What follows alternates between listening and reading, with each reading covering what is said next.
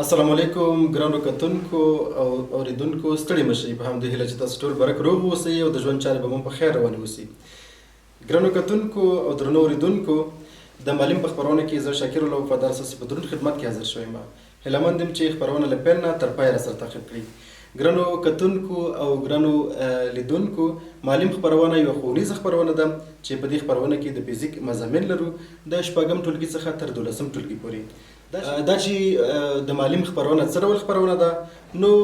په دې تړاو باندې د دې خپرونې له مسؤل سره غږیږو. محترم غني صاحب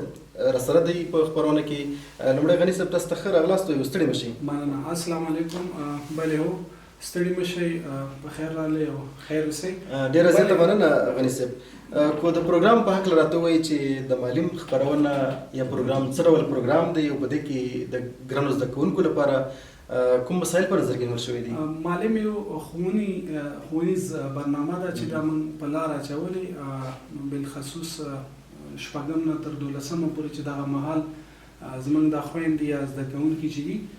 د مکاتبو په لاره مثلا نشي تللی یا ځینې ستونزې دي،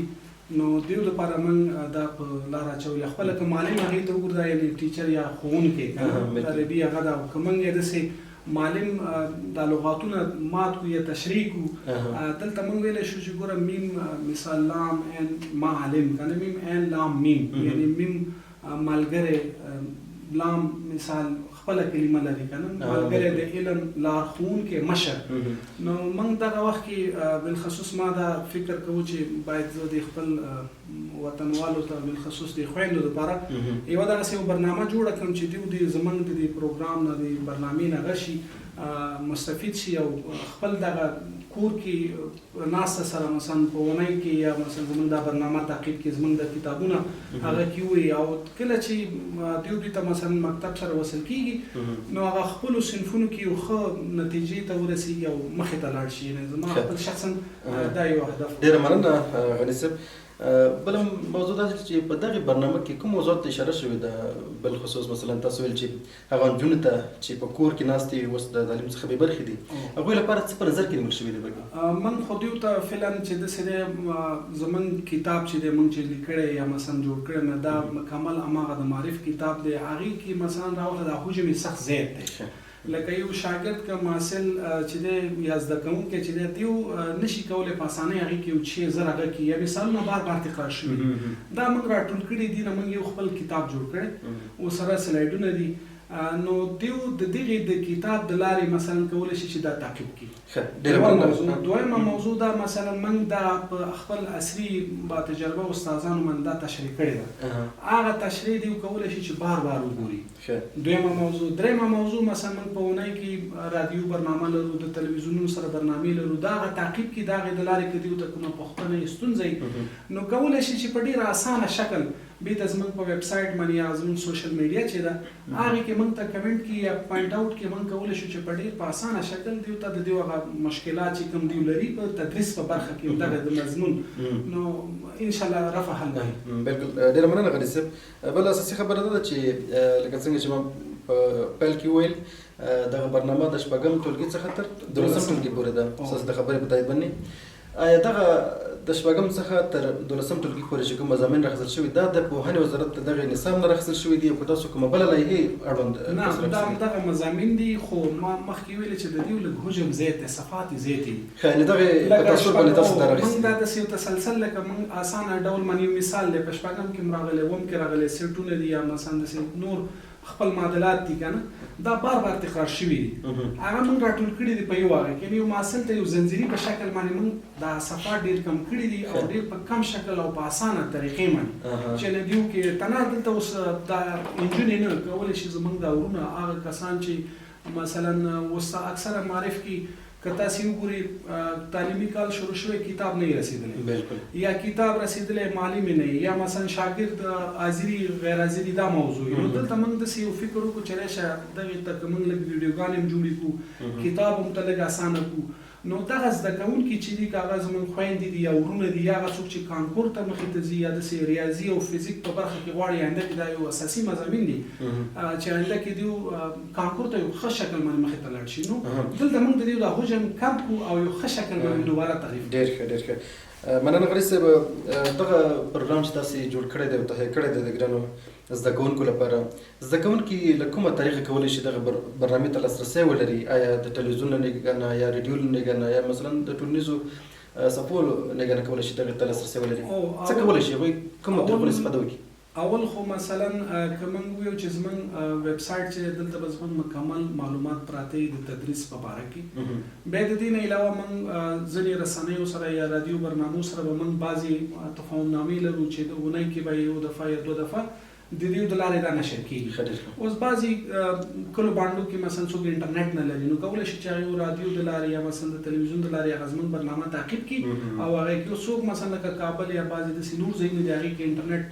ورسره ښه دی نو دوی زموږ سوشل میډیا ویب سایټ چې دي که هغه زموږ فیسبوک دی یا زموږ خپله ویب سایټ دی نو دوی تعقیبولو سره سلسله وار دغه زموږ اډیو یا ویډیو کتلی شي او په اسانۍ سره یعنې داسې کم هغه نه ده او علاوه د دې موږ کتابونه چې کوم دیو ته په نظر کې نیولي دا څه باندې 4000 کتابونه دي نو په دواړه ملي ژبو کې مثلا بیان شوي یا تشریح شوي دي نو دوی په ډېر اسانه سره خپل اړوند ولایت کې لکه 40 ولایتو کې به دا څه باندې 215 اتیا مکاتب او داسې نورو انسټیټیوټونو کې موږ ورکوو نو دوی ډېر په وړیا طریق باندې کولی شي چې هغې ځای نه راوخلي او خپل تدریس ته دوام ورکړي پرته له دې چې چاته پیسې ورکړي هېڅ هغسې پیسې نه فری دي مکمل فری دي معلم د برنامې لخوا دا یو وړیا دي ډېر ښه غني صاحب لکه چې اوس موږ تاسو پوهېږو نجونې د زده کړو محدود وخت لپاره منع دي په اوس وخت کې د داسې پروګرامونو په لاره اچول څومره ارزښت لري بالخصوص هغه نجونو لپاره چې په کور کې ناستې وي تعلیم ته لاسرسی نه لري دوی ډېره ښه پوښتنه دوی تشویقېږي دوی هغه خپل سلسله نه پرېږدي د لارې که نه مثلا پوهېږي چې یو څوک لګی دی موږ دپاره یو شی جوړوي نن سبا د مکتب ته شروع شي نو دوی هغه خپله برنامه د درس چې د تدریس هغه د لاسه اوس که تاسې خپله یو مطالعه ونه لرئ 1 ورځ 2 ورځ 3 ورځې نو 4مه ورځ هم زړه نه کېږي 5مه ورځ که ستاسې بیا څوک درته ووایي چې رېشه به زړه دې ګډوډ وي او که داسې سلسله وار دغسې موږ غوندې برنامه یو څوک نور هم واچوي په لاره نو دوی سره دوی ته تشویقېږي د دوی هغه تېر دا 2 کالو کې چې تدریس مثلا درس یې نه دی ویلی نو دوی بیرته کولی شي چې هغه خپل پریکټس یې هغې ته دوباره ادامه ورکړي او شوق پیدا کړي بیرته موږ د برنامو سره یو ځای شي یا وصل شي تاسو په خپل خبرو کې غني صاحب یادونه وکړه مثلا هغه کسان چې هغوی انټرنیټ لاسرسی ونه لري هغه بالخصوص هغه نجونې چې انټرنیټ څخه ډېر لرې وي په لرو پرتو ولسوالیو کې یا کلیو کې اوسېږي هغوی څنګه وشي کولی چې دغې برنامې ته بالخصوص دغه کتابونو ته لاسرسی ولري له کومه درس نه کتابونه واخلي نو موږ خو مخکې ویلې چې مثلا 40 ولایتو کې زموږ څه د پاسه 215 اتیا مکاتبو کې موږ دا کتابونه وړیا په ډول ورکوو یعنې حجم کې راوخلو 5000 شپږ نه زیات رسېږي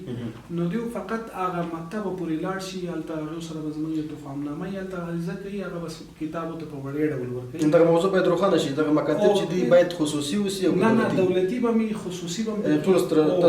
هر ولایت کې به موږ هغه خپل ویب سایټ کې هغه د مکاتبو نومونه اچوو چې دغه مکاتب ته اړوند ولایت نفر لاړ شي او ولسوالۍ والا کولی شي چې په اسانۍ سره واخلي